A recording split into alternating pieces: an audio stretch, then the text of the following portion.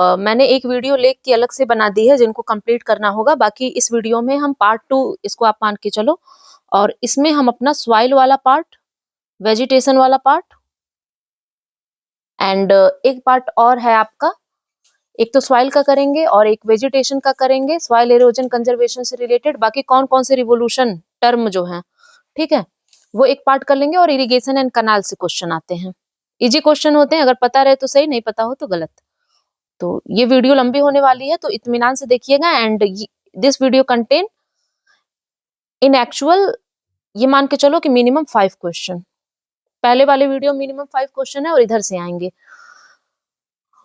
Climatology India की थोड़ा सा टफ पार्ट है, वो जो जिन्होंने एनसीईआरटी की है वहां से, क्योंकि उसमें कुछ इस तरीके का बताने वाला है नहीं। तो पहले से हम शुरू करेंगे ब्लैक सॉइल से। सॉइल शुरू करने वाले हैं हम, यहाँ से श्योर शॉट एक क्वेश्चन आता है, यूपीएससी में भी क्वेश्चन आता है। तो ब्लैक सॉइल की बात करते हैं। तो इंडिया का अगर हम मैप बना ले,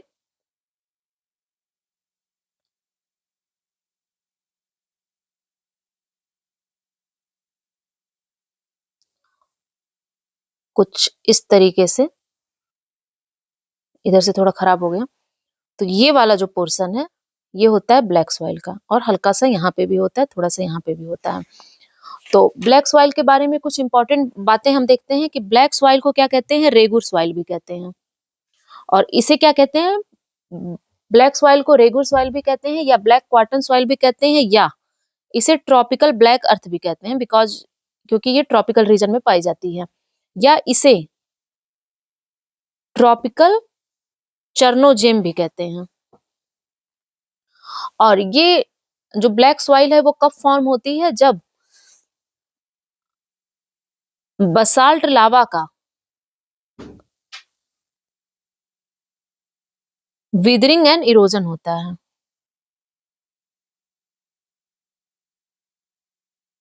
ठीक है, और ये सॉइल कहाँ पाई जाएंगी, रीजन मैंने बना दिया है। तो महाराष्ट्र, मध्य प्रदेश, गुजरात, आंध्र प्रदेश, थोड़ा इधर का भी रीजन रहता है, Karnataka and some part of Tamil Nadu. ये किसके लिए ब्लैक सॉइल सुटेबल होती है, कॉटन के कल्टीवेशन के लिए। ब्लैक सॉइल में एक जो ट्रिकी क्वेश्चन ये आता है कि ब्लैक सॉइल किसमें रिच होती हैं और किसमें जो है ये पुअर होती हैं। तो ब्लैक सॉइल रिच होती हैं लाइम में, लाइम का मैंने केमिकल नाम बताया था, कमेंट में आप बताइए। आयरन में, मैग्नीशिया में, ठीक है, आयरन होता है Fe, और एलुमिना में, एलुमिना एल्यूमिनियम का एस्क होता है। और ब्लैक सॉइल में पोटास भी होता है, पोटास को के से रिप्रेजेंट करते हैं, जो के होता है ना ये पोटास होता है। लेकिन ब्लैक सॉइल में क्या नहीं होता है, फास्फोरस, फास्फोरस जो हमारी हड्डियों के लिए बहुत इंपॉर्टेंट होता है। नाइट्रोजन एंड ऑर्गेनिक मैटर, जो कार्बनिक तत्व हैं वो इसमें नहीं होते हैं। तो ब्लैक सॉइल में क्या नहीं होता है, phosphorus, nitrogen and organic matter. ये है ब्लैक सॉइल के बारे में कुछ इंपॉर्टेंट बातें। तो अगर एग्जाम में ये आ जाए कि कौन सी सॉइल जो है वो विदरिंग और बेसाल्टिक लावा से बनी है, तो रेगुर सॉइल बनी हुई है। और ये वेल स्प्रेड कहाँ होती है, महाराष्ट्र में। और ब्लैक सॉइल देखो क्या होता है कि जनरली ये क्ले होती है और डीप होती है। तो अगर ये ब्लैक सॉइल जब वेट होती है तो स्वेल हो जाती है गीली होने पे, और जैसे ही ठंडी होती है तो ये श्रिंक हो जाती है। और इसके इस प्रॉपर्टी के कारण जो ब्लैक सॉइल है, काली मिट्टी, उसको सेल्फ प्लॉगिंग भी कहते हैं। तो सेल्फ प्लॉगिंग किसमें होता है, ब्लैक सॉइल में होता है। और एग्जाम में ये आ जाए कि बसाल्टिक लावा के विदरिंग से कौन सी सॉइल होती है, रेगुर सॉइल होती है। और अगर ये आ जाए कि ब्लैक सॉइल जो है वो आपके ह्यूमस में रिच होते हैं, तो नहीं, ब्लैक सॉइल जो है वो ह्यूमस में रिच नहीं होते हैं। ठीक है, humus is an organic matter. तो phosphorus, nitrogen and organic matter इसमें नहीं होते हैं। क्या ये ब्लैक सॉइल किसके लिए सुटेबल होती है, तो कॉटन के कल्टीवेशन के लिए ब्लैक सॉइल सुटेबल होती है। और ये अगर एग्जाम में लावा सॉइल करके पूछ दिया क्वेश्चन, तो लावा सॉइल भी ब्लैक सॉइल को ही कह रहा है। ठीक है, और ये कहाँ, मालवा प्लेटू। अभी हमने प्लेटू देखा था कौन सा रीजन है, तो ये वेल डेवलप्ड होते हैं मालवा प्लेटू में। जैसे अगर ये पूछ ले कि प्रीडोमिनेंट सॉइल मालवा प्लेटू का कौन है, तो ब्लैक सॉइल है। सेकंड हम लोग करेंगे लैटेराइट सॉइल। तो लैटेराइट सॉइल देखो, अगर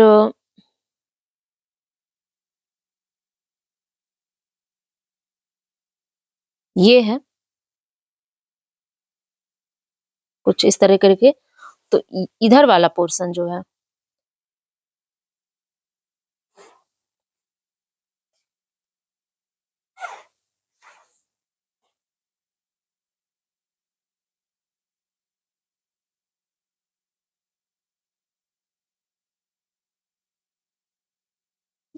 इधर ये श्रीलंका, तो इधर वाला ये जो पोर्शन है इतना, और हल्का हल्का इधर,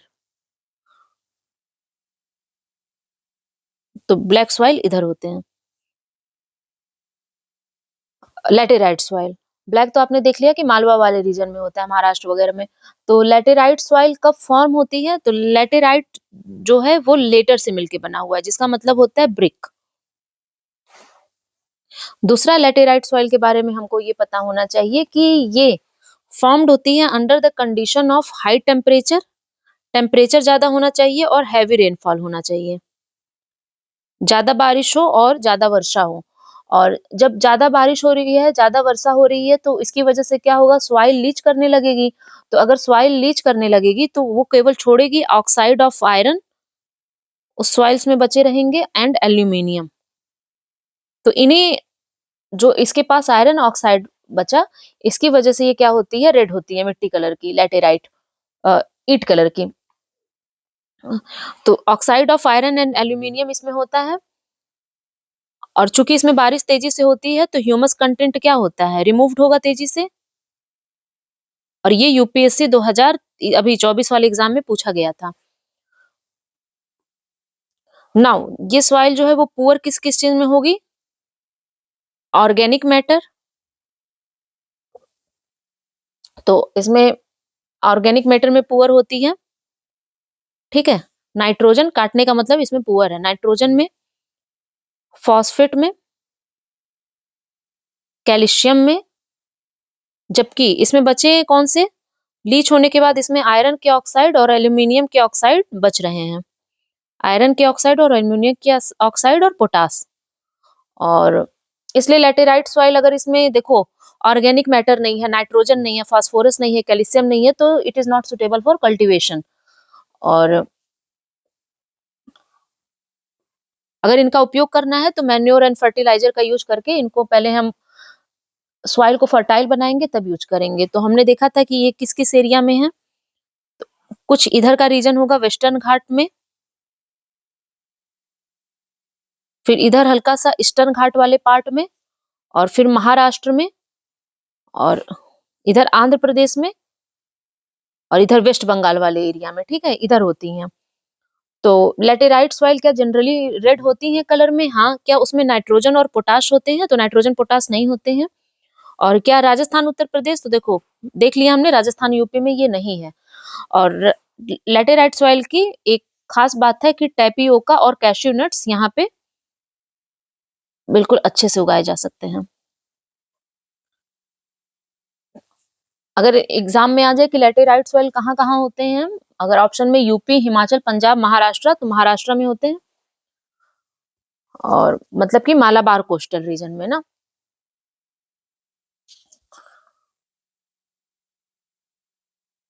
एक क्वेश्चन और आता है आपका एग्जाम में कि कौन सी जो इंडिया की सॉइल है वो एक्सेज आयरन से डिफाइंड होती है, तो लैटेराइट सॉइल है। और कौन सी सॉइल डिपॉजिट होती है रिवर के द्वारा, तो अलुवियल सॉइल होती है। तो नेक्स्ट हम करेंगे अलुवियल सॉइल।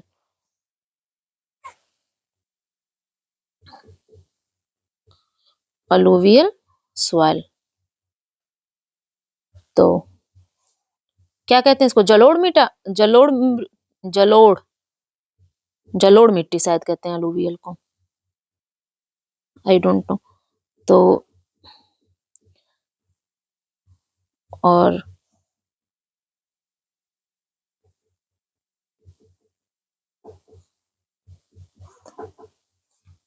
ये देख लेते हैं कहाँ कहाँ है। इसको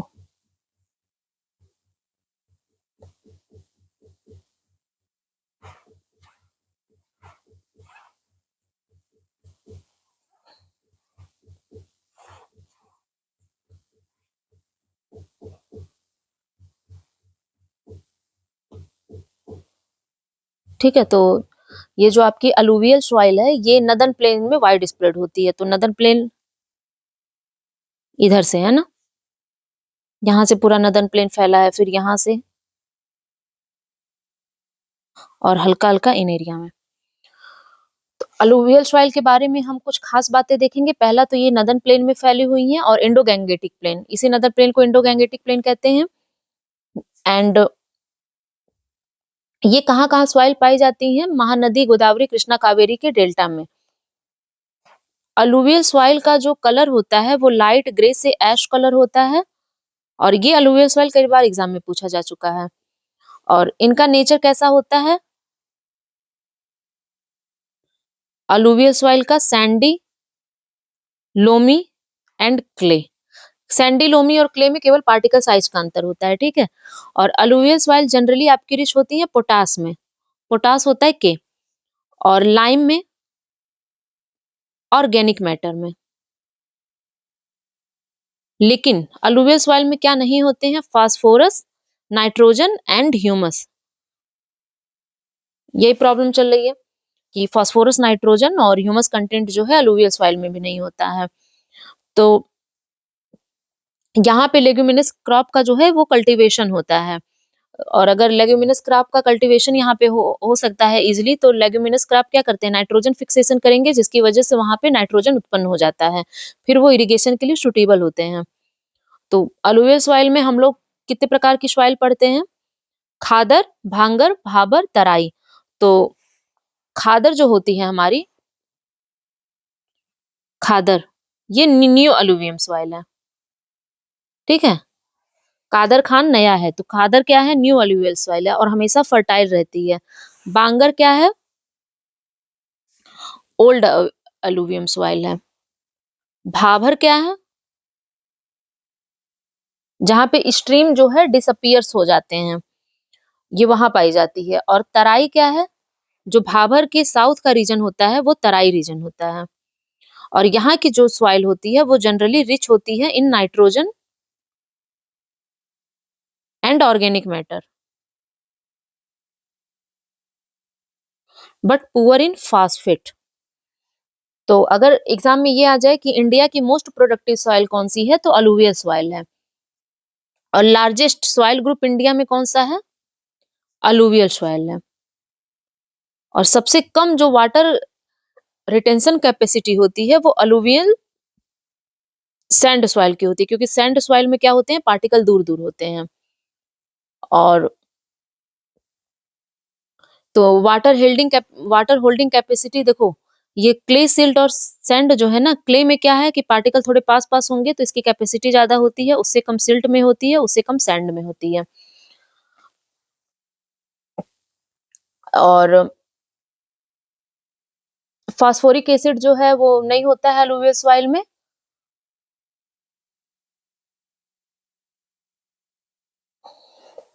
और इसी अलुवियल सॉइल को सैलाइन सॉइल, नाउ चोपन जो है वो सैलाइन सॉइल होता है, अभी हमें आएगा आगे। एक सॉइल और है रेड सॉइल।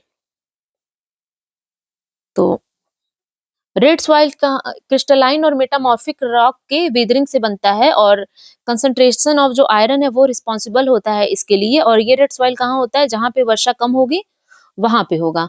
तो इसका मतलब ये है कि ऑब्वियसली ये मोर लीस्ट है देन द लैटेराइट सॉइल। और रेड सॉइल जो है पुअर होता है, इसमें क्या क्या नहीं होता है? Phosphorus, nitrogen and lime. और ये पाया जाता है आपका red soil western Tamil Nadu region में, सदर्न कर्नाटका में, और नॉर्थ ईस्टर्न आंध्रा में। और यही रेड सॉइल जो है जब हाइड्रेटेड फॉर्म में आता है ना, तो ये येलो दिखता है पानी की वजह से। नाउ डिजर्ट सॉइल, तो पता होगा डिजर्ट सॉइल जो है कहाँ पे पाए जाएंगे? जहाँ टेम्परेचर ज्यादा हो और वर्षा कम हो, 50 सेंटीमीटर से 10 सेंटीमीटर से भी कम में। और डिजर्ट सॉइल में बस desert soil Gujarat, Kutch, Punjab region यहाँ पे होती है। अब देखो कौन एक क्वेश्चन आया आता है कि क्रॉप को नाइट्रोजन कंटेंट करने में कौन सी क्रॉप जो है सॉइल को नाइट्रोजन कंटेंट करने में कौन सी क्रॉप हेल्प करती है, तो पी मटर। इफ और इंडियन सॉइल में किस मैक्रोन्यूट्रिएंट की सबसे ज्यादा कमी होती है, तो इंडियन सॉइल जो है वो सबसे ज्यादा जिंक की कमी होती है उसमें। करेवा सॉइल कश्मीर हिमालय में पाए जाते हैं, कई बार पूछा जा चुका है। और सॉइल जिसके अंदर सबसे ज्यादा प्लांट रिटेंशन कैपेसिटी है, अभी हमने ऊपर किया कि क्ले वो होती है। अब दो सॉइल और हैं आपके, acidic and alkali.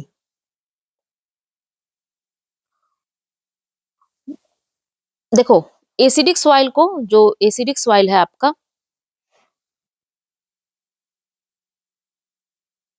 Acidic soil जो है इसे कहते हैं ऊसर सॉइल भी। ठीक है, ऊसर सॉइल भी कहते हैं। और पीएच इसका क्या होगा, बिलो 7 होगा। केमिस्ट्री वाला जिसने लेक्चर देखा होगा तो उसको पता होगा एसिडिक क्या होता है, बिलो 7 होता है। और एसिडिक सॉइल जो है वो नेचर में सेडिमेंट्री होते हैं। ठीक है,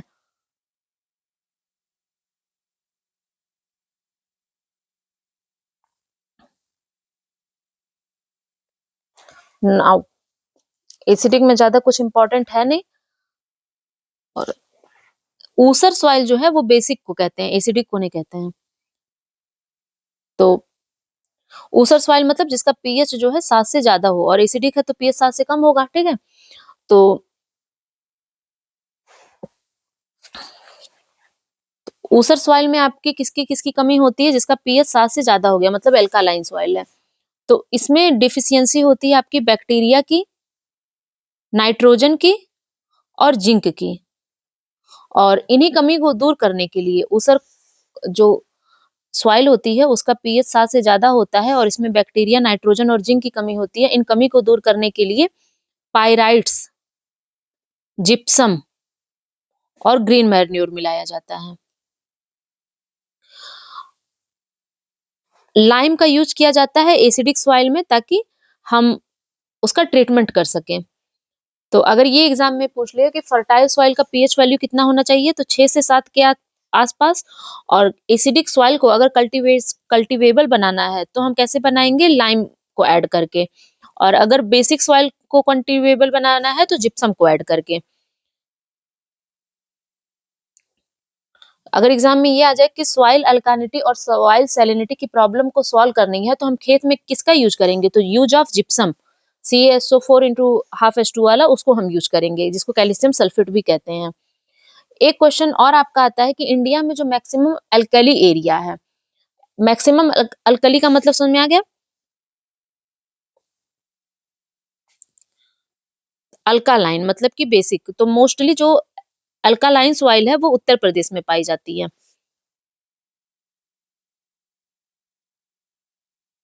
और सलाइन सॉइल कहाँ पाया जाता है आपका, गुजरात में।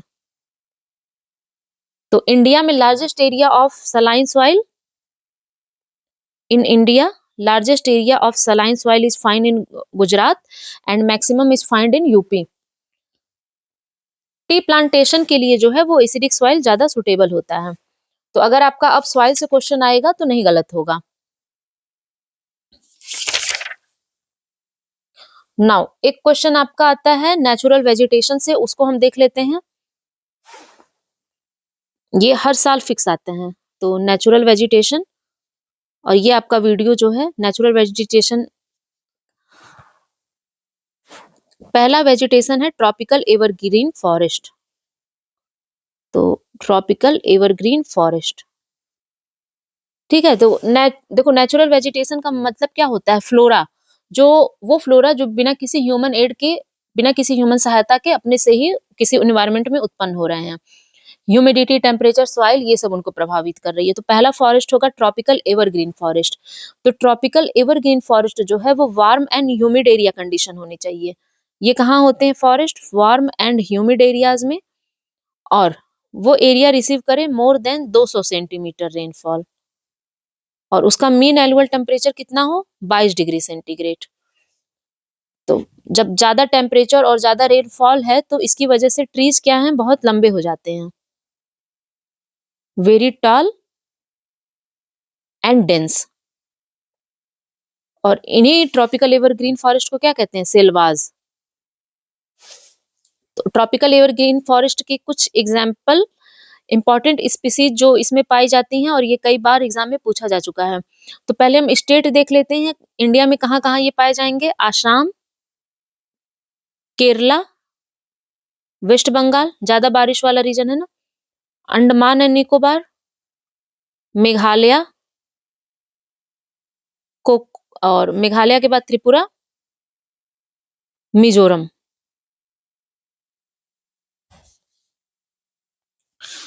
और इसमें जो मेजर स्पीसीज फाइंड है, इस मेजर स्पीसीज इसमें कौन सी फाइंड है, किनकोना, या क्या कहते हैं इसको, किनकोना ही, रबर,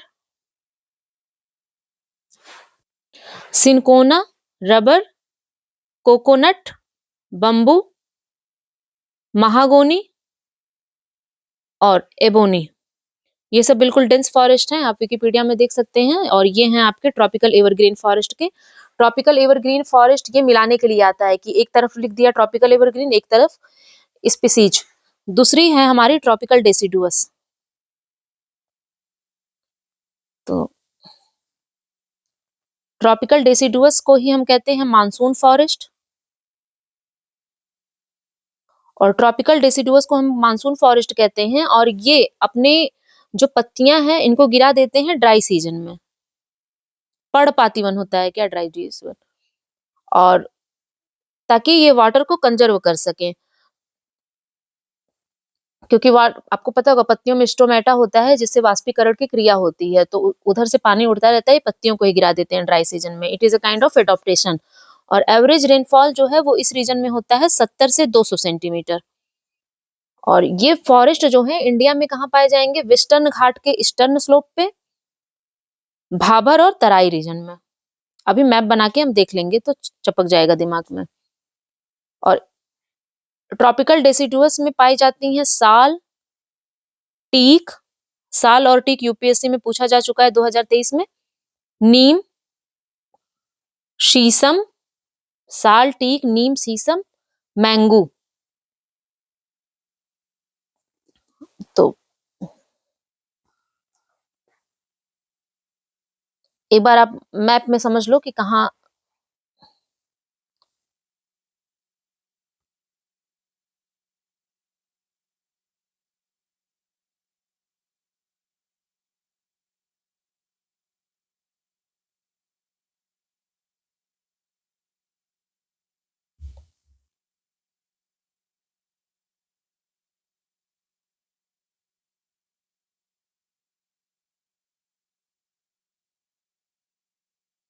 कहाँ कौन सी पाई जा रही है। तो ये नेचुरल वेजिटेशन कौन सा कहाँ पे है तो आपको समझ में आ जाएगा।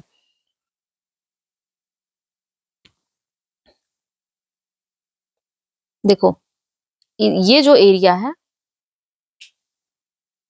ये है आपका माउंटेन फॉरेस्ट,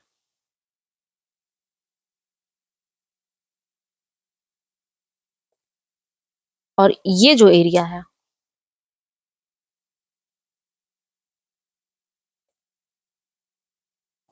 यहाँ पे भी ये जो ऐसे ऐसे जिग जैग बना हुआ है, ये है आपका ये जिग जैग वाला, ये है एवरग्रीन फॉरेस्ट। तो माउंटेन इधर है, एवरग्रीन हमने देख लिया, और ट्रॉपिकल डेसिडुअस जो है वो आपका इस एरिया में आएगा।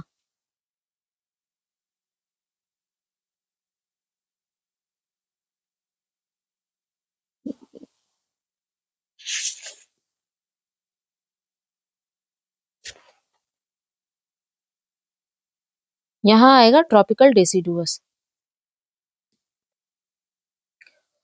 और ट्रॉपिकल ड्राई फॉरेस्ट जो है फिर, ट्रॉपिकल ड्राई फॉरेस्ट, अब ये जो एरिया बचा यहाँ पे आ जाएगा। ये वाला एरिया आपका होता है ट्रॉपिकल ड्राई।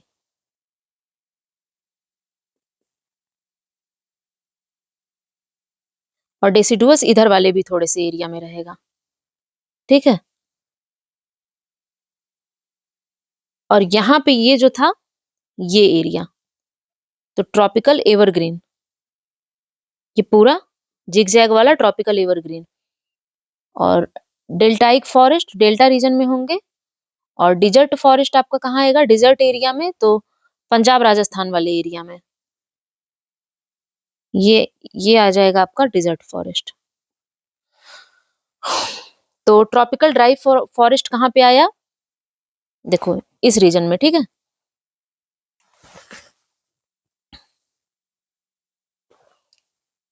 ये जो हमने देखा, ये है ट्रॉपिकल ड्राई फॉरेस्ट। तो देखते हैं ट्रॉपिकल ड्राई फॉरेस्ट के बारे में कुछ बातें।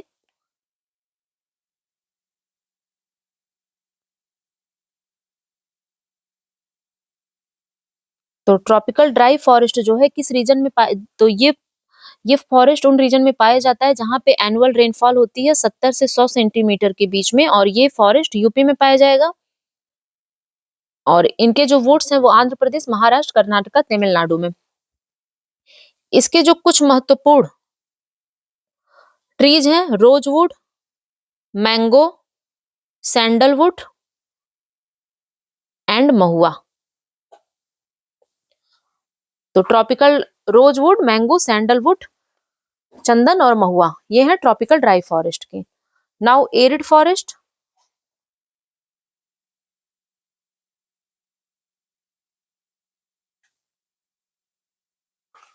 तो एरिड फॉरेस्ट जो है, एरिड फॉरेस्ट को देखो एक और नाम से जाना जाता है, ट्रॉपिकल थॉर्न फॉरेस्ट। और ये उस एरिया में पाई जाती हैं जहां लेस देन 70 सेंटीमीटर रेनफॉल होता है। इसमें जो है आपका एरिड में हमने देखा था कि कौन कौन सा एरिया आ रहा है, डिजर्ट या एरिड फॉरेस्ट में ये वाला एरिया आ रहा है ना, ये वाला एरिया है डिजर्ट या एरिड में। तो ये कौन सा एरिया हुआ आपका, पंजाब का, साउथ वेस्ट हरियाणा का, राजस्थान गुजरात का, ओके। तो ये साउथ वेस्ट हरियाणा वाला, पंजाब, राजस्थान एंड गुजरात वाला एरिया हुआ। और एरिड फॉरेस्ट जो है उसमें कौन कौन सी स्पीसीज होती हैं, बबूल, बेर, खैर, खेजरी, पलास। नाउ डेल्टा फॉरेस्ट हमने देख लिया है, डेल्टा में इंपॉर्टेंट कुछ है नहीं। और मोन्टेन फॉरेस्ट, तो मोन्टेन फॉरेस्ट कहाँ पे होंगे, माउंटेनियस एरिया में होंगे। और जैसे जैसे हम ऊपर चलते हैं तो टेम्परेचर डिक्रीज करता जाता है, उसकी वजह से नेचुरल वेजिटेशन में चेंज आता है। और ये माउंटेन को एक हम नदन माउंटेन में कर सकते हैं, सदर्न माउंटेन में। And deciduous type of forest, तो डेसिडुअस टाइप ऑफ फॉरेस्ट कहाँ होंगे, हिमालय के फुट हिल में। और ये एल्टीट्यूड ऑफ 100 से 1000 से 2000 मीटर, हमने पहले ही कर लिया है इसको। जो पिन, देवदार, सिल्वर फिर, स्प्रूस एंड सेदार वो हैं, वो डेसिडुअस के हैं। बर्च ट्री कहाँ पे पाई जाती है, हिमालय में। और कत्था के लिए कौन सा पेड़ यूज होता है, खैर, ठीक है। एग्जाम में अगर आ जाए कि कत्था के लिए कौन सा पेड़ यूज होता है, तो खैर। इंडिया का कौन सा फॉरेस्ट जो है वो लार्जेस्ट एरिया ऑक्युपाई करता है, तो ट्रॉपिकल डेसिडुअस फॉरेस्ट। टीक और साल इसके प्रोडक्ट हैं, तो ट्रॉपिकल डेसिडुअस जो है वो लार्जेस्ट एरिया को। और टीक एंड साल कई बार पूछा जा चुका है।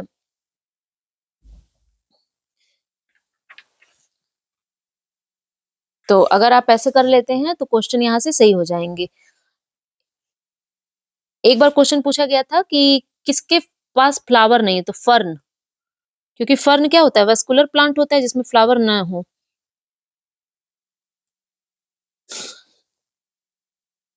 टीक जो है वो कहाँ की है आपकी, तो टीक मध्य प्रदेश, छत्तीसगढ़, उड़ीसा। देवदार कहाँ पे होता है, तो देवदार जो है वो वेस्टर्न हिमालय रीजन का है ट्री। और सुंदरी जो है वो सुंदरबन ऑफ बांग्लादेश की ट्री स्पीसीज है। और शिंकोना जो है वो है हिमालय तराई रीजन का।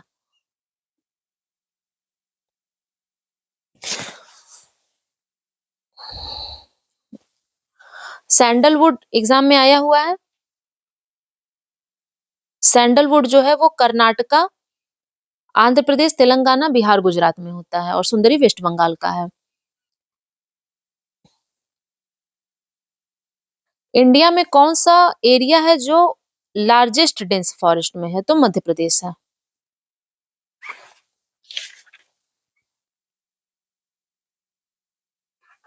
अगर आपको एक फीचर दिया जाए कि एक ओपन स्टंटेड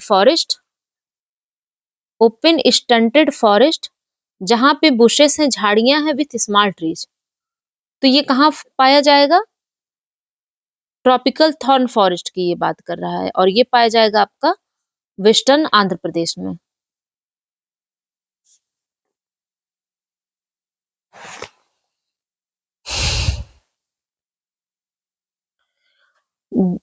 जूनिपर, सिल्वर फिर, स्प्रूस जो है वो हिमालय वेजिटेशन का है, और महागोनी जो है वो tropical region of north and south America के हैं बेसिकली।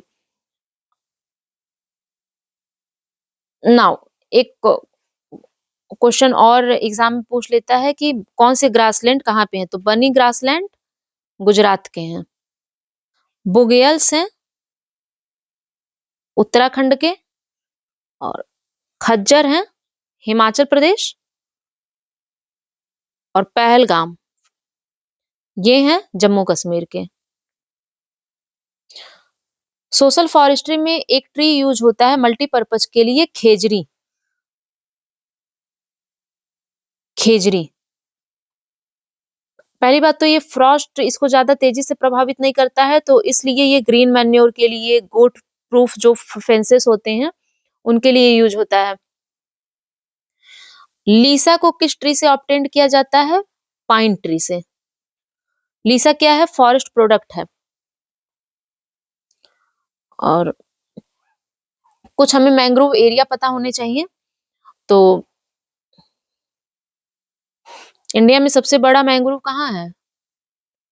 सुंदरबन वेस्ट बंगाल। और मैंग्रोव रीजन महाराष्ट्र के। तो मैंग्रोव रीजन महाराष्ट्र के कौन कौन से हैं?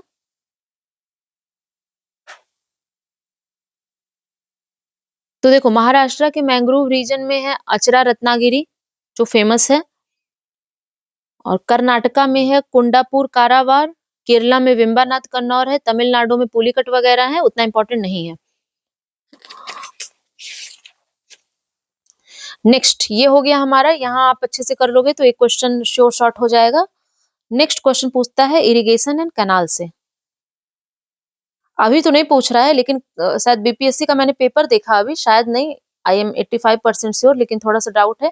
उसमें एक कैनाल पूछा गया था, एक तो कौन सी रिवर कहाँ पे है, सीन नदी, और एक क्वेश्चन और पूछा था। तो देखते हैं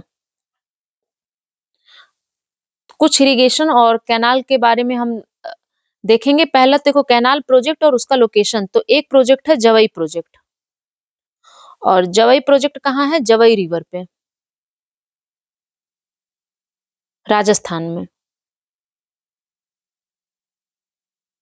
उकई कैनाल प्रोजेक्ट कहाँ है?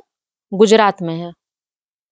और जवई जो है, जवई रिवर राजस्थान में है, उकई है गुजरात में, और ये ताप्ती रिवर जो है उस पर ये डैम कंस्ट्रक्ट हुआ था। घटप्रभा कैनाल प्रोजेक्ट,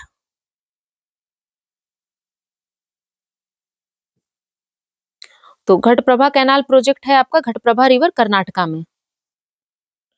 ये बीपीएससी में भी तो आया था, यूपीएससी में 2022 में क्वेश्चन पूछा गया है इरिगेशन एंड कैनाल से, पेपर उठा के आप देख लो। नाउ नीरा कैनाल प्रोजेक्ट महाराष्ट्र में है, और नीरा जो है ट्रिब्यूटरी है कृष्णा की, ये पता होगा तो आप कर लोगे। इंडिया में जो डोमिनेट सोर्स होता है इरिगेशन का वो ट्यूबवेल होता है। और परसेंटेज ऑफ जो टोटल क्रॉप्ड एरिया है अंडर इरिगेशन वो कहाँ पे हाईएस्ट है? अगर आ गया तो हरियाणा में है। 14-15 के डेटा के हिसाब से भी हरियाणा है, और उसके बाद के भी हिसाब से इंडिया में हाईएस्ट इरिगेशन परसेंटेज, इसीलिए ग्राउंड वाटर लेवल इतना कम हो रहा है। कहाँ पे है?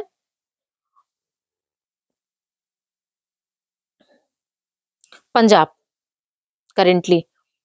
विथ रेफरेंस टू, अब जो है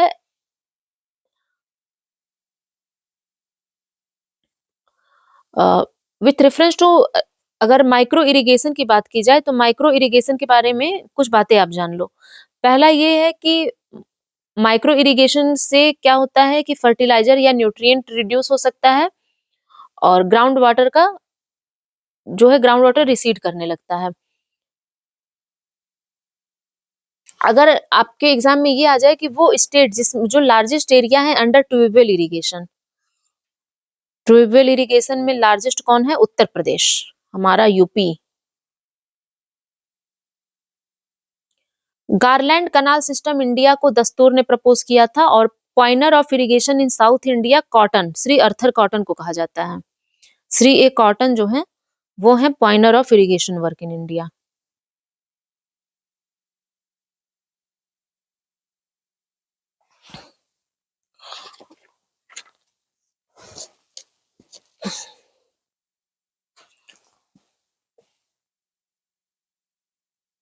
इंदिरा गांधी कैनाल का सोर्स कहाँ है? हरिके ब्रिज। और इंदिरा गांधी कैनाल जो है अपनी वाटर सप्लाई सतलज, बीस और रावी नदी से लेती है और राजस्थान कैनाल को ही इंदिरा गांधी कैनाल कहते हैं और ये 20 सतलज से अपना लेता है। इंडिया में जो ओल्डेस्ट कैनाल सिस्टम है वो गैंग कैनाल है। 1927 के आसपास हुआ था गैंग कैनाल और ये कहाँ पे है? रिवर सतलज पे। तो ये क्वेश्चन कई बार एग्जाम में आ चुका है। और उसके बाद लोअर गंगा कैनाल, तो लोअर गंगा कैनाल जो है ये अपना वाटर कहाँ से ड्रॉ करता है? गंगा रिवर, और ये है नरौरा बुलंदशहर। नरौरा एक चीज के लिए और फेमस है, कमेंट में बताइए। आप लोग कमेंट में बताते नहीं है, या तो आता नहीं है या बताते नहीं है। तो मल्टीपर्पज रिवर वैली प्रोजेक्ट हम करेंगे। ये अभी बेसिक बेसिक था कि हरियाली योजना एग्जाम में आ चुका है कि हरियाली योजना किससे है? वाटर मैनेजमेंट से। और ये कई बार आ चुका है, अभी कल हम लोगों ने पेपर किया था उसमें भी आया था कि ये क्वेश्चन। तो अब देखो, कुछ हम मल्टी रिवर प्रोजेक्ट करेंगे जैसे कि भाखरा नागल डैम हो गया, नर्मदा वैली प्रोजेक्ट हो गया, नागार्जुन सागर डैम हो गया, हीराकुड डैम, चंबल वैली, तहरी, दामोदर वैली। और यहाँ से क्वेश्चन आते हैं आपके। अभी तो बेसिक कर लिया था, वहां से भी अगर मोटा मोटा कुछ आए तो नहीं गलत होना चाहिए। तो पहला हम देखते हैं सरदार सरोवर प्रोजेक्ट।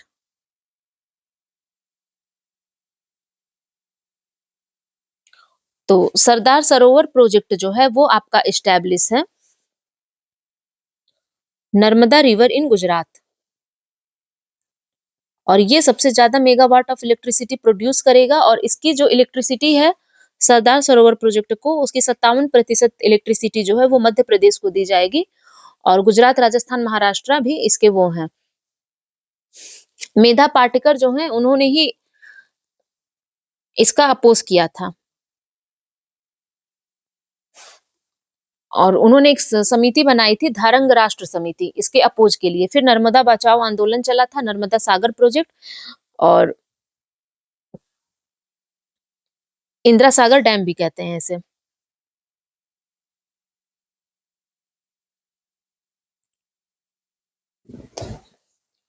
तो ये सरदार सरोवर हो गया और नर्मदा सागर को इंदिरा सागर भी कहते हैं, ठीक है। दूसरा है आपका नर्मदा सागर।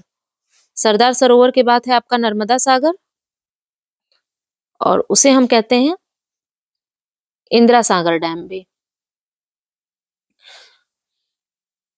तो सरदार सरोवर प्रोजेक्ट गुजरात, महाराष्ट्र, एमपी और राजस्थान को फायदा करता है और ये नर्मदा रिवर पे कंस्ट्रक्टेड है नियर नौगांव इन गुजरात। अगर एग्जाम में ये आ गया कि किस रिवर पे जो है आपका सरदार सरोवर है, तो नर्मदा रिवर पे है। और अगर ये उल्टा करके आ गया कि कौन सी रिवर एसोसिएटेड है, तो भी नर्मदा रिवर है। और मैक्सिमम बेनिफिट इससे किसको मिल रहा है? मध्य प्रदेश को मिल रहा है, नियरली जो है 57% के आसपास। और सरदार सरोवर प्रोजेक्ट के अगेंस्ट कौन था? तो मेधा पाटेकर थी। और कौन सा जो डैम है वो नर्मदा से नहीं रिलेटेड है? तो देखो, बाणसागर डैम, ये जो है नर्मदा से नहीं रिलेटेड है। ओमकारेश्वर, बरगी, इंदिरा सागर, बाकी तीन और हैं कौन कौन से? ओमकारेश्वर, नर्मदा से 3 और डैम रिलेटेड है, ओमकारेश्वर, बरगी और इंदिरा सागर। और अगर ये आ जाए कि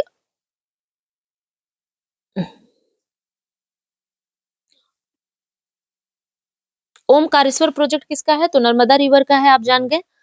नर्मदा बचाओ आंदोलन किस प्रोजेक्ट के अगेंस्ट चलाया गया था? इंदिरा सागर, गांधी सागर, सरदार सरोवर, तो सरदार सरोवर के। तो सरदार सरोवर प्रोजेक्ट में इतना ही इंपॉर्टेंट है। बाम सागर डैम जो है, बाढ़ सागर डैम, ये है आपका सोन रिवर। नाउ दूसरा हम इंपॉर्टेंट करेंगे भाखरा नागल। तो भाखरा नागल भी एग्जाम में कई बार पूछा जा चुका है। भाखरा नागल,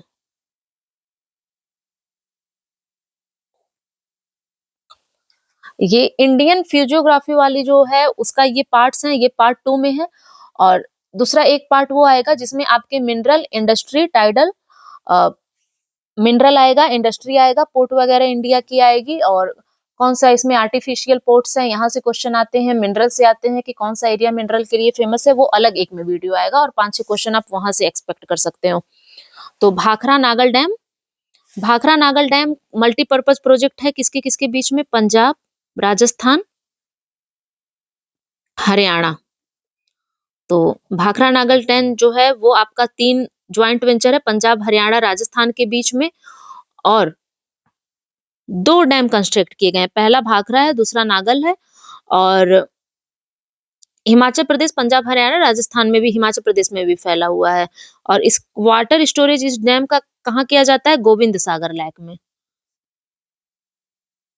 तो एग्जाम में अगर ये आ जाए कि भाखड़ा नागल डैम किसका प्रोजेक्ट है, तो हरियाणा, पंजाब और राजस्थान का है। और ये किस नदी पे है? ये भी इंपॉर्टेंट है, सतलज नदी पे, सतलज रिवर। और ग्रुप में आ जाए कि कौन कौन इसका वाटर अचीव करता है, तो इजी ना, कावेरी पे, डैम एट कावेरी। तो कृष्णा सागर डैम जो है, देखो कावेरी में 2 इंपॉर्टेंट डैम है। पहला जो है हमारा इंपॉर्टेंट डैम वो है, अगर एग्जाम में आ जाए कि oldest hydro power plant India का कौन है, तो सिद्रापोंग है जो कावेरी रिवर पे है। Second oldest hydro power plant है शिव समुद्रम, जो इंपॉर्टेंट है, कई बार पूछा जा चुका है। और शिव समुद्रम जो है वो कावेरी रिवर पे है, कर्नाटका 1902 में हुई थी इसकी शुरुआत। और कृष्णा सागर भी कावेरी रिवर पे है। और कावेरी कावेरी रिवर पे है, कौन सा? कृष्णा सागर डैम। ठीक है, कृष्णा सागर डैम जो है कृष्णा रिवर पे नहीं है, कावेरी रिवर पे है। और शिव समुद्रम भी हमारा कावेरी रिवर पे है। ओल्डेस्ट हाइड्रो पावर स्टेशन अगर इंडिया में आ जाए, और आपका पहला तो है सिद्रापोंग, और अगर वो एग्जाम्पल में नहीं है तो शिव समुद्रम है सेकेंड ओल्डेस्ट।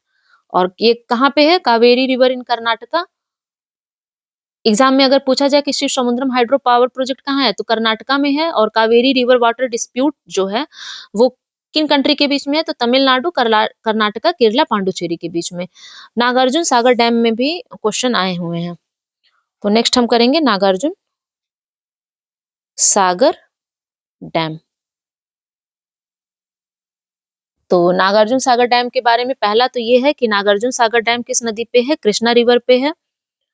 और ये डैम कृष्णा रिवर के डैम पे ऑन बॉर्डर ऑफ, कहाँ पे लोकेटेड है? Border of Telangana and Andhra. और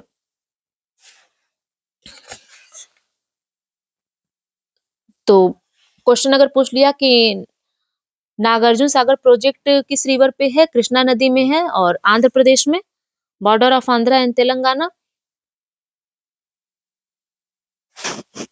बस इसमें 2 ही क्वेश्चन बन सकते हैं। नाउ हीराकुड डैम,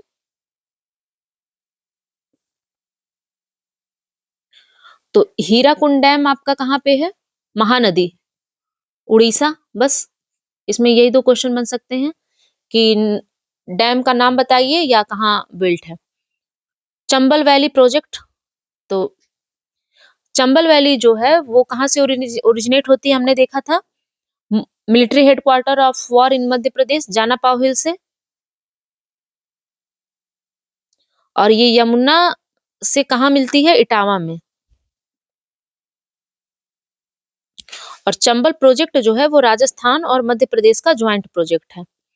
और चंबल प्रोजेक्ट के अंतर्गत हमारे 3 मेजर प्रोजेक्ट हैं। पहला है आपका गांधी सागर प्रोजेक्ट जो है मध्य प्रदेश में। दूसरा है आपका राणा प्रताप सागर जो है राजस्थान में। और तीसरा है आपका जवाहर सागर जो है राजस्थान में।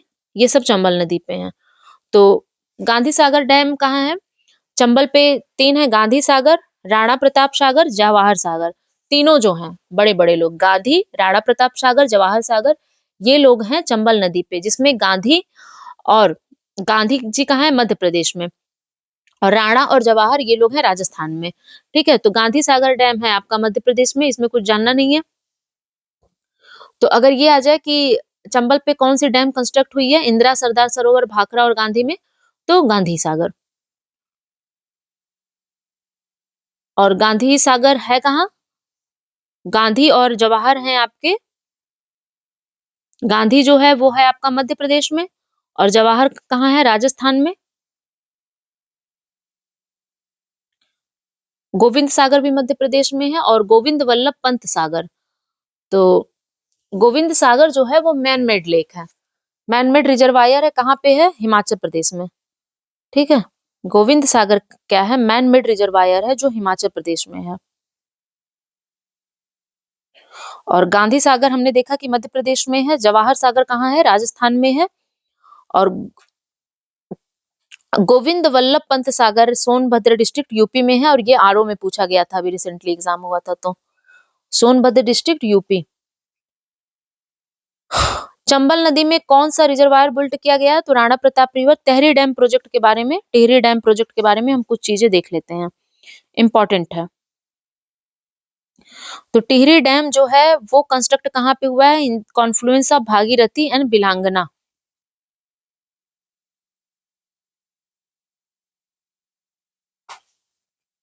और इसका मेन पर्पज है कि हम जो भागीरथी और भिलांगना रिवर है उसके वाटर को क्या करें? यूज करें for the irrigation purpose. Highest dam जो इंडिया का है ऊंचाई में, वो टिहरी डैम ही है। और तो अगर ये आ जाए कि टिहरी डैम कहाँ पे है, तो भागीरथी और बिलांगना रिवर।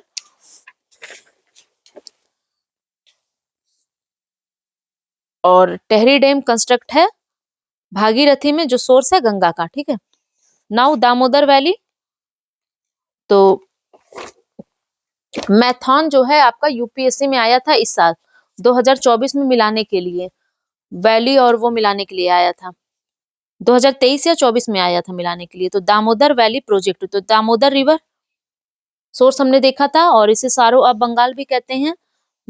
3 डैम है, तिलैया, बेला पहाड़ी, बेल पहाड़ी, तिलैया, बेल पहाड़ी एंड मैथॉन। ये कहाँ पे हैं?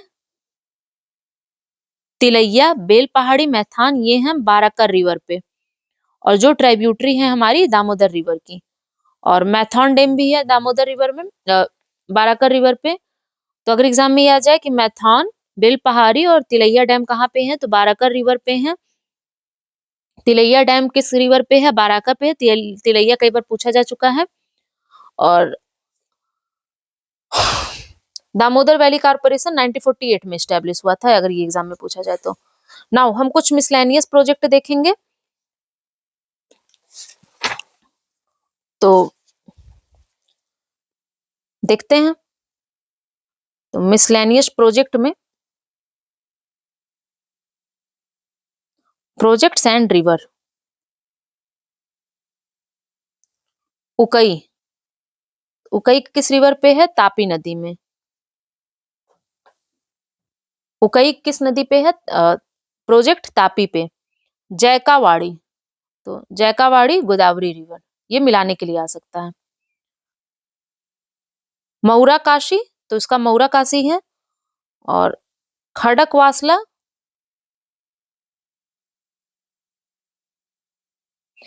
खड़कवासला मूथा। कैनाल और डैम मिलाने के लिए आता है, तो कैनाल और रिवर। तवा प्रोजेक्ट है हमारा नर्मदा रिवर पे।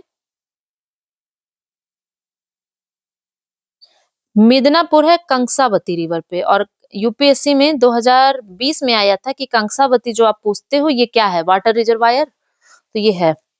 इसीलिए कहते हैं कि अच्छे से अगर आप एक चीज पढ़ो तो उसको बार बार पढ़ लो। मेत्तूर डैम है कावेरी रिवर, और उकई प्रोजेक्ट तवा रिवर पे है। नाउ गांधी सागर आपको पता होगा कि वो चंबल रिवर पे है, उकई तापी रिवर पे है, और तवा डैम तवा रिवर पे ही है। एक इम्पॉर्टेंट है जो आपका नहीं गलत होना चाहिए, दूलहस्ती। दूलहस्ती किस रिवर पे है? चेनाब रिवर पे। तो दूलहस्ती कहाँ है? चेनाब रिवर पे है। हीराकुड प्रोजेक्ट उड़ीसा में है, हल्दिया वेस्ट बंगाल में है, तारापुर महाराष्ट्र में है, और कुंदेरमुख कर्नाटका में है। गोविंद वल्लभ जो सागर है वो कहाँ लोकेटेड है? तो अभी हमने देखा था कि सोनभद्र डिस्ट्रिक्ट यूपी में है गोविंद वल्लभ सागर, और आरओ में ये क्वेश्चन पूछा जा चुका है। जो लोग एग्जाम देते होंगे 2000 अभी जो पेपर लीक हुआ था उसका भी ये पूछा जा चुका है। चेरुथोनी डैम कहाँ पे है? चेरुथोनी डैम, ठीक है। तो चेरुथोनी डैम जो है ये है पेरियार रिवर पे। भूटान और इंडिया मिलके एक प्रोजेक्ट पे काम किए थे बहुत पहले, चूखा डैम पे। एंड एक प्रोजेक्ट चलाया जा रहा है जिसका नाम है तेलुगु गंगा। किसके किसके बीच में है वो? तमिलनाडु, आंध्र प्रदेश एंड कर्नाटका। तो अगर ये आ जाए कि तेलुगु गंगा वाटर प्रोजेक्ट से कौन सी सिटी पानी पाएगी, तो मद्रास। और जवाहरलाल नेहरू ने इन्हीं जो मल्टीपर्पज रिवर वैली प्रोजेक्ट है ना, उनको कहा था temples of modern India.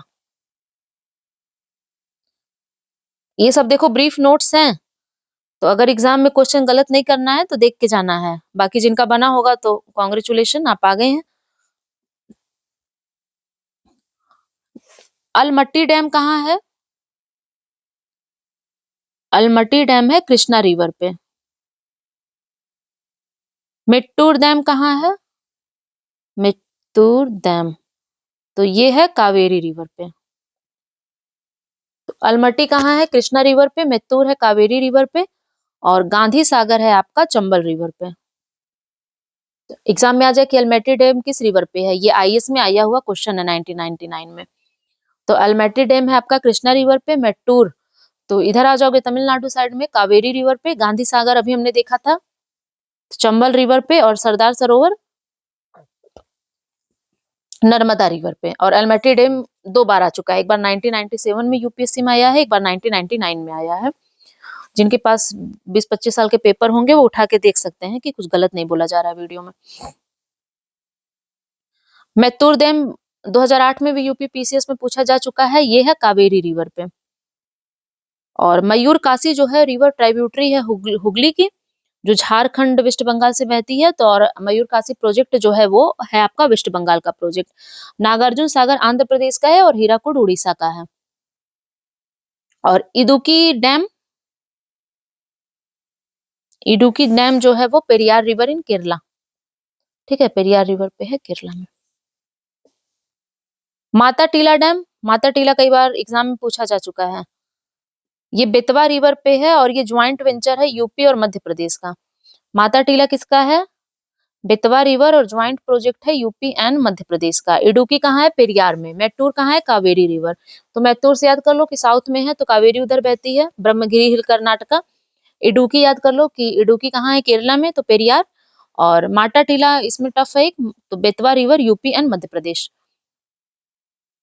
Now Nagarjuna Sagar जो है वो आंध्र प्रदेश में है। और पोचामपाद प्रोजेक्ट कहाँ है? Godavari river in Andhra Pradesh. Pochampad Godavari river in Andhra प्रदेश।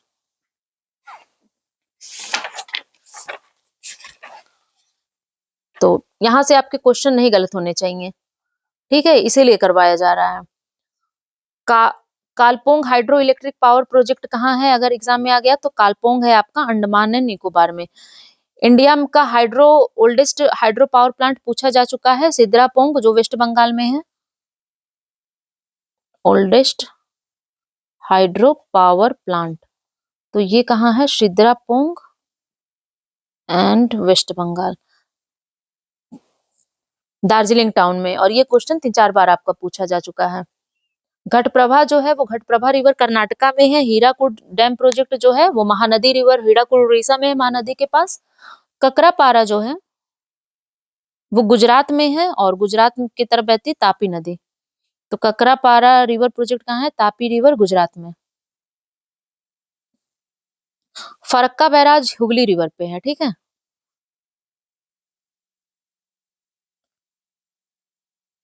सिंगरौली एक बार और मिलाने के लिए आया था और यहाँ पे है कि सिंगरौली अभी हमने 2021 का आज पेपर डाला है उसमें है। तो Singrauli small hydro power plant कहाँ है? Sonbhadra district of UP. और सामने वहां कुछ गलत दिया हुआ था। यही सब नॉलेज है जो आपकी एग्जाम में काम करेगी ले जाके, जो ऑप्शन मिलाने वाले रहते हैं। गोविंद सागर लेक है सतलज नदी पे।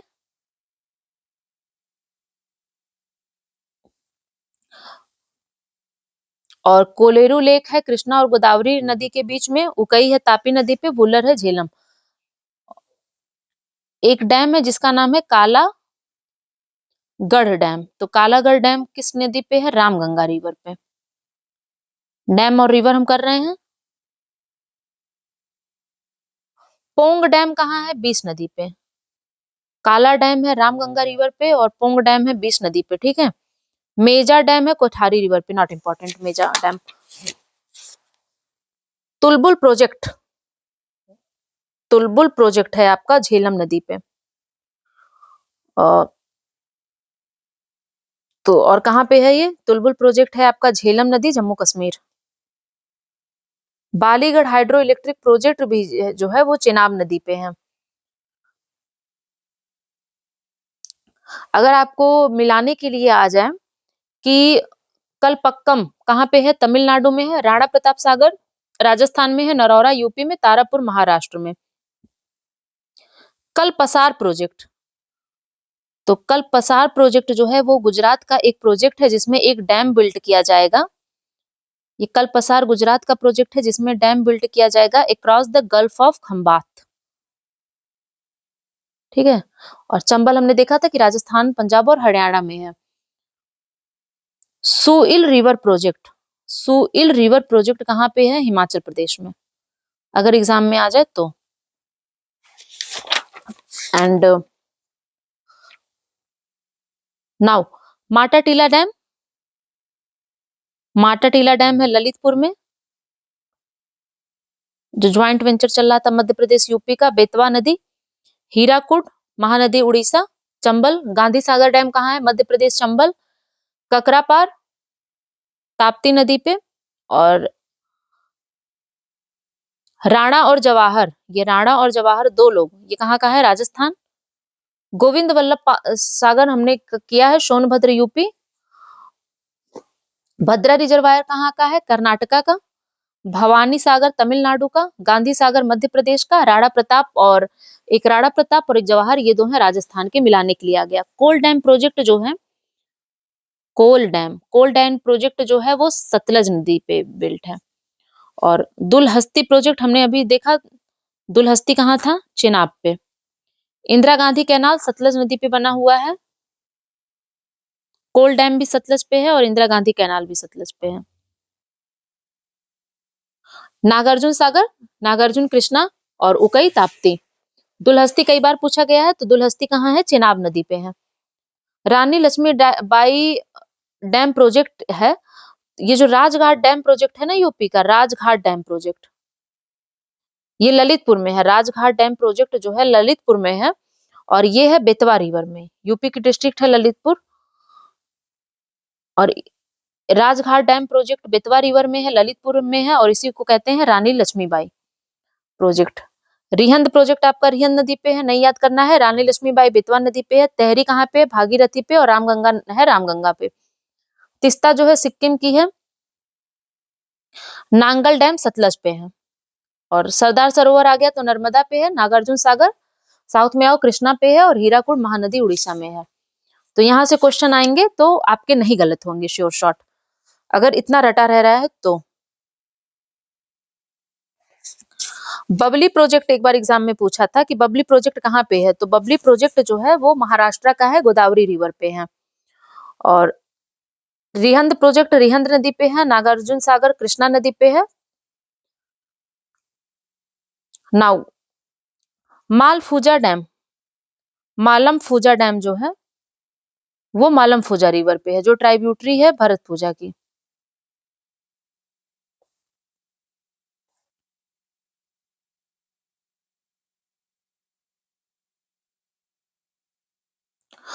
तो ये हम लोग का डैम वाला हो गया। अगर मिलाने के लिए आता है तो अगर आप एक बार देख लोगे तो गलत नहीं होगा। नाउ एग्रीकल्चर में एक चीज हम देख लेते हैं, ये जो रिवोल्यूशन वगैरह है ना, यहाँ से क्वेश्चन पूछते हैं, ठीक है। तो हम ये देख लेते हैं। पहले तो देखो, अगर ये आ जाए कि कंट्री में कितने एग्रो इकोलॉजिकल रीजन है, तो 20 है। और इंडियन एग्रीकल्चर एक बुक है, उसे किसने लिखा है? एम एस रंधावा ने लिखा है। अगर ये आ जाए, इंडिया में जो एग्रो इकोलॉजिकल रीजन है वो 20 है। और इंडिया को कितने एग्रो क्लाइमेटिक रीजन में बांटा गया है? तो इंडिया को बांटा गया है आपका 15 एग्रो क्लाइमेटिक रीजन में। 20 हैं आपके एग्रो इकोलॉजिकल और 15 हैं एग्रो क्लाइमेटिक। इंडिया की जो पहली एग्रीकल्चरल यूनिवर्सिटी है वो गोविंद वल्लभ पंत यूनिवर्सिटी है, जो कब बनी थी? 1960 में। ये क्वेश्चन अब तो इस तरह के क्वेश्चन नहीं आते, लेकिन चूंकि अगर आपको पता है तो आप सही कर लोगे, पंतनगर वाली, है ना? क्योंकि 3-4 बार ये क्वेश्चन आया तो हमको पता होना चाहिए, और 2013 में आया था ये क्वेश्चन। डबल क्रॉपिंग का मतलब होता है कि डिफरेंट टाइप में हम 2 क्रॉप उगा रहे हैं। और इंडियन एग्रीकल्चर में कि जो प्रोमिनेंट फीचर होता है, उसका एक फीचर होता है कि लार्ज फार्म का प्रीडोमिनेंस है। इस वजह से लो प्रोडक्टिविटी होती है, क्योंकि एग्रीकल्चर में ओवर क्राउडिंग है, लैंड होल्डिंग स्मॉल है, ट्रेडिशनल एग्रीकल्चर प्रैक्टिसेस हैं। एवरेज साइज जो है operational holding in India, largest वो होती है राजस्थान में।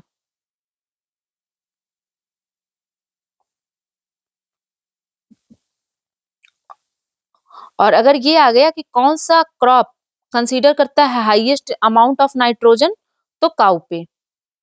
और ग्रीन मन्योर के लिए कौन सा क्रॉप सुटेबल होता है एरिड लैंड में, तो लोबिया, क्योंकि वो नाइट्रोजन फिक्सेशन करेगा। बैलेंस फर्टिलाइज रिचेस्ट स्टेट जो है मतलब जो ग्राउंड वाटर को तेजी से रिप्लेनिश करे, तो उत्तर प्रदेश है। रिचेस्ट स्टेट जो रिप्लेनिश करे ग्राउंड वाटर को, कौन है? यूपी को। और अभी हमने किया था कि सबसे अल्कालाइन और सलाइन वाटर कहाँ की है। कॉन्ट्रैक्ट फार्मिंग पता ही होगा आपको, पंजाब में इंट्रोड्यूस हुई थी। और ग्रीन एग्रीकल्चर का मतलब क्या होता है कि पेस्ट मैनेजमेंट, न्यूट्रिएंट भी हम साथ में दे रहे हैं और नेचुरल रिसोर्स मैनेजमेंट भी कर रहे हैं। यहां से देखो एक क्वेश्चन आता है आपका, यहां से फिक्स आता है कि कौन कौन से रिवोल्यूशन है। तो फादर ऑफ ग्रीन रेवोल्यूशन पहले तो जान लो। Father of green revolution in the world, M S Swaminathan को नहीं कहते हैं, ठीक है। एम एस स्वामीनाथन भी ऑप्शन में आता है। Norman E Borlaug. और टर्म जो एवरग्रीन रेवोल्यूशन है, that was used by M S Swaminathan. Now green revolution से कई बार क्वेश्चन आ चुके हैं, इसलिए I am focusing on that. अब वेरियस रिवोल्यूशन और उनके एरियाज, तो यहां से एक क्वेश्चन श्योर शॉर्ट आता है जिसे हम देख लेंगे, वेरियस रिवोल्यूशन और उनके एरियाज। तो पहला रिवोल्यूशन है आपका ग्रीन रेवोल्यूशन। तो ग्रीन रेवोल्यूशन का पर्पस क्या है? फूड फूड प्रोडक्शन या क्रॉप प्रोडक्शन। गोल्डन रिवोल्यूशन किस चीज से रिलेटेड है? फ्रूट एंड वेजिटेबल के प्रोडक्शन से। फ्रूट और वेजिटेबल इतने महंगे हुए हैं, गोल्ड के भाव हैं, तो गोल्डन रेवोल्यूशन क्या है? फ्रूट और वेजिटेबल के प्रोडक्शन से। व्हाइट रेवोल्यूशन, मिल्क कैसा होता है? व्हाइट होता है, तो व्हाइट रेवोल्यूशन आपका मिल्क। यार अब तो सब्जी खाना भी महंगा हो गया है ना। ब्राउन रेवोल्यूशन, फर्टिलाइजर आपने देखा होगा बोरे में होता है ब्राउन कलर का, तो फर्टिलाइजर रिवोल्यूशन, ब्राउन रिवोल्यूशन जो है आपका वो फर्टिलाइजर प्रोडक्शन या non conventional energy. Non conventional मतलब रिन्यूएबल एनर्जी। ब्लू रिवोल्यूशन, चूंकि जो आपकी फिश होती है वो पानी में रहती है और पानी का रंग ब्लू होता है, तो ब्लू दिखता है, होता नहीं है, बिकॉज ऑफ, कमेंट में बताइए। ब्लू रिवोल्यूशन जो है वो फिश प्रोडक्शन से है। रेड, मीट का कलर रेड होता है, तो रेड रेवोल्यूशन मीट, और टोमेटो भी लाल होता है, तो मीट और टोमेटो वाला है रेड रेवोल्यूशन। Black, petrol. पहले घर के बगल में बहुत लोगों ने देखा होगा कि पहले जो है मीटिंग लगती थी तो पेट्रोल बिकता था और हम लोग डब्बे में लेने जाते थे, जो उस एरा के होंगे। तो ब्लैक रिवोल्यूशन पेट्रोलियम प्रोडक्शन से। लालटेन जलता था ना, लालटेन में तो मिट्टी का तेल डाला जाता था, तो पेट्रोल और मिट्टी का तेल साथ में मिलता था। राउंड, पोटैटो कैसा होता है, राउंड होता है, तो पोटैटो रिवोल्यूशन है आपका। और येलो, आयल सीड येलो होता है, तो yellow revolution oil seed. Pink revolution, onion production. तो ग्रीन रेवोल्यूशन 1960 के आसपास आया था, और हरियाणा, पंजाब, उत्तर प्रदेश में था, वेस्टर्न उत्तर प्रदेश में। और एवर ग्रीन रेवोल्यूशन किसने यूज किया था, एम एस स्वामीनाथन ने। उसके बाद सेकंड ग्रीन रेवोल्यूशन आया था, तो उन्होंने कहा था कि बायो फर्टिलाइजर और कंपोस्ट का भी यूज किया जाए और थोड़ा रेन वाटर हार्वेस्टिंग शुरू की जाए। और जो father of green revolution in the world है, उनको किसको कहा जाता है, नॉर्मन ई बारलॉग को। और ये कहाँ के हैं, यूनाइटेड स्टेट ऑफ अमेरिका के। ठीक है, ये क्वेश्चन आ सकता है एग्जाम में। तो ग्रीन रेवोल्यूशन से एम एस स्वामीनाथन ये मिलाने के लिए आया था, अभी 2021 वाला हमने पेपर किया है।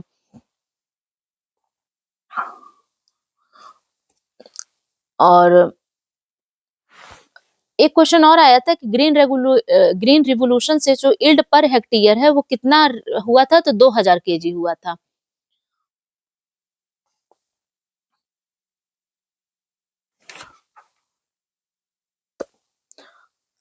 Green revolution growth in food production है, व्हाइट है मिल्क प्रोडक्शन, और ब्लू रेवोल्यूशन है आपका फिशरीज से, ग्रे है फर्टिलाइजर से, गोल्डन है फ्रूट एंड वेजिटेबल, सिल्वर देखो, सिल्वर रिवोल्यूशन है आपका production of eggs and poultry. ठीक है, ये भूल सकता है, तो सिल्वर प्रोडक्शन नहीं कहते हैं, पहले हम लोग कहानी पढ़ते थे, मुर्गे सोने के अंडे देती थी, सिल्वर के अंडे, तो production of eggs and poultry, ये सिल्वर रेवोल्यूशन है। राउंड, पोटैटो राउंड होता है।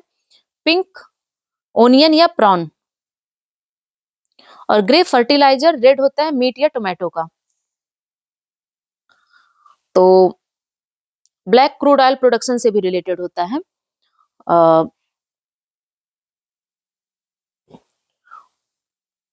और अगर क्वेश्चन आ जाए कि zero till seed cum fertiliser कहाँ डेवलप किया गया था, तो वही जो पहली एग्रीकल्चर यूनिवर्सिटी है वहां से। पिस्की कल्चर क्या होता है,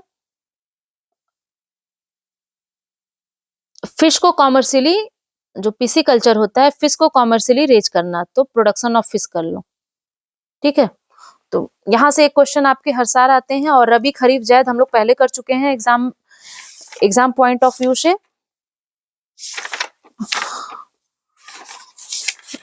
इसके पहले वाले वीडियो में चला गया है रबी, खरीफ एंड जायद। तो यहाँ पे हमारा ये हो गया। उसके बाद अब देखो, तो एग्रीकल्चर में अब हम नहीं करेंगे, क्योंकि एग्रीकल्चर में करंट के आते हैं कि टॉप प्रोड्यूसर्स कौन से हैं। इकोनॉमिक सर्वे में आप देख लेना, कुछ दिया हुआ है।